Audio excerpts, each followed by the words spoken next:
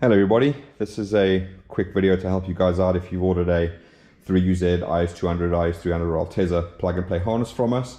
What we're going to do today is we're going to go through everything that we require, some differences between the 3UZs that you may not be aware of, and how to identify which one you have, and obviously what you need to send to us from your actual engine itself for us to carry out the work and the adaptation of the harness. Alright, so to start off with, the 3UZ comes in two variations.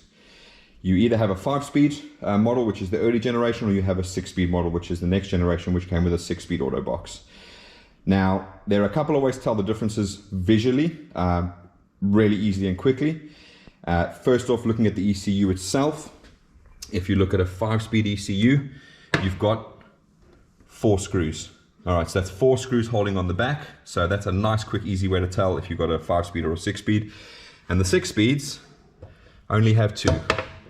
Now on the LS 436 speed, you can actually see that they just haven't put the screws in. The cast is still there. This one is a GS 430 third generation, so that's 2006 onwards, and you can see it's a very different design because it's the newer style of Lexus.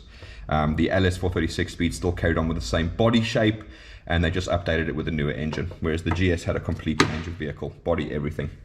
All right, so that's, if you're looking at the ECU, if you've got that in front of you, you can tell exactly what it is that you've got. One way to tell on the engine visually, if you've got a 6-speed or a 5-speed, is the throttle body.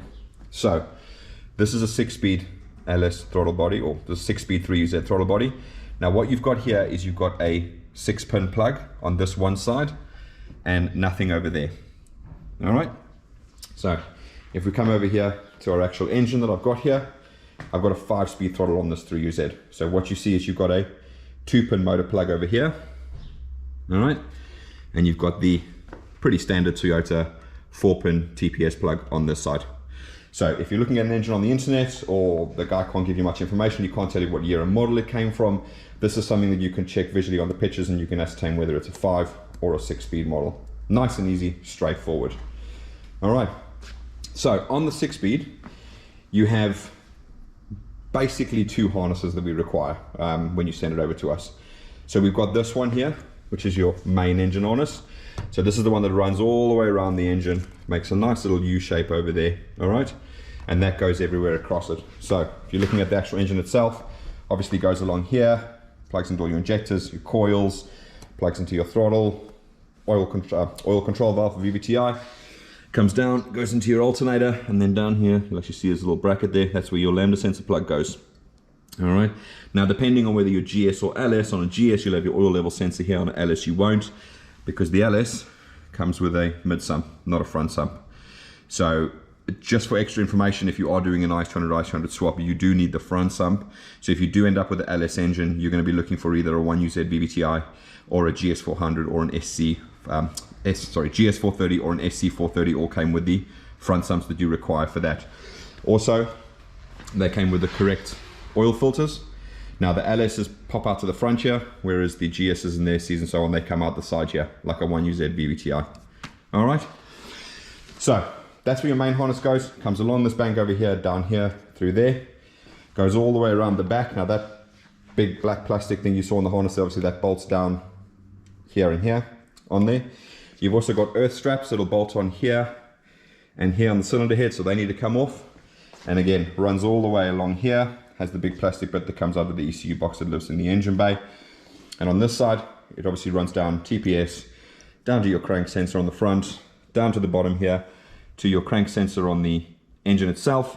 And then you have your lambda plug, which runs down the back here, which just goes over here. Okay, so that's basically your main engine harness, how it sits, where it goes. Little tip, these cam sensors for the inlet cams for the VVT-i system can be a little bit of a pain to get off. What I tend to find is either use a pair of long nose pliers to grip it and you'll feel it click, and then remove the plug from there. Otherwise what you can do is get a relatively thin screwdriver, use the fuel raise, a little bit of leverage, pop it in there, boom, that connector will come off straight away. All right. Up top here you've got your ACIS, acoustic control induction system plug. This goes to an actual solenoid underneath your intake manifold. All right. What I always advise people to do is to actually just apply 12 volts and ground to this plug over here and listen for the click of the solenoid. There's a solenoid underneath here. If that's broken, your ACIS system won't work. And if that doesn't work, you lose a lot of low end torque. So always important to check that while you have the engine out. It's a nice, quick, easy thing to do, because that brings me neatly onto my next section of harness that we're going to need from you. And that is the one that goes inside here. So you've got your 2 knock sensors, you've got your starter motor, they all live inside the V-bank. And so there is a harness. Now I've got a 3UZ-FE VVT-i one here for you to take a look at. Little sort of plastic frame. There's your starter plug that goes to your starter solenoid, and there's your harness that goes to your 2 knock sensors. All right. Now the 3UZ 5-speed, that has single wire narrowband knock sensors. Your 3UZ 6-speed has wideband knock sensors, and you'll have 2 wires to each one. So that's another way of telling when you pull it apart whether you've got a 6-speed or a 5-speed, but it's a little bit more intrusive. I have to pull the whole intake off to do that. All right. So in terms of pulling off the intake, unless you're replacing gaskets, you don't need to pull this top section off. All right. It can stay connected to the bottom section where the runners are.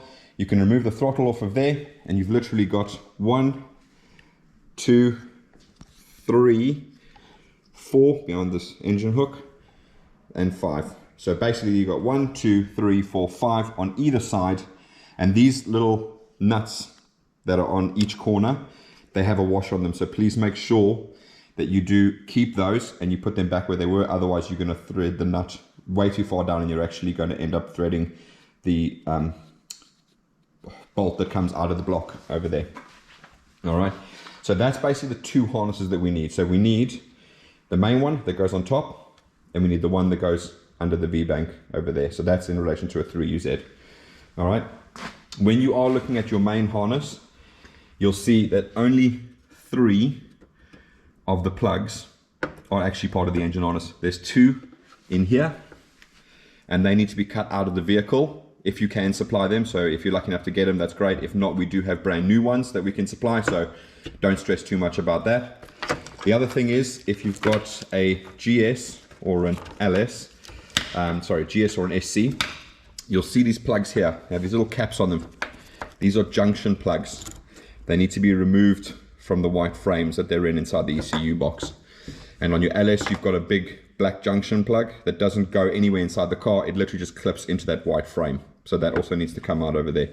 These just merely unplug. That's it. All right. So that's all the harnesses that we require from the actual 3UZ itself. And that's obviously what we'll take. We'll clean up, strip, check everything's okay, recover them, etc. Now they're coming from the donor vehicle. This is an IS200 harness that I have here. Now obviously we take this harness and we salvage obviously the body plugs to make it plug and play. If you're running a J160 manual gearbox or an R154, they use the same plugs. So what we'll do is we will then take the gearbox and reverse plug out of that. All right. If you can't supply the IS200 harness for whatever reason, whether it's you want to keep your car running, you don't have one, etc., all of these plugs we can actually provide brand new. So again, don't stress too much about that. You know, we can obviously supply them brand new. Regarding to the harness, obviously we do have brand new plugs for all of them, so we do go through it all, check them all, make sure they're all okay, and we will replace any that are, you know, not worthy of being used on a harness. All right, so hopefully that has been a little bit helpful for you. So that's the aim of the video, is to try and sort of visually represent exactly what we need. So obviously a lot of people do ask, what are you saying? So hopefully this is a massive help for you guys. And you've hopefully you can identify what 3UZ you have as well with those little tips. Thank you very much. Cheers.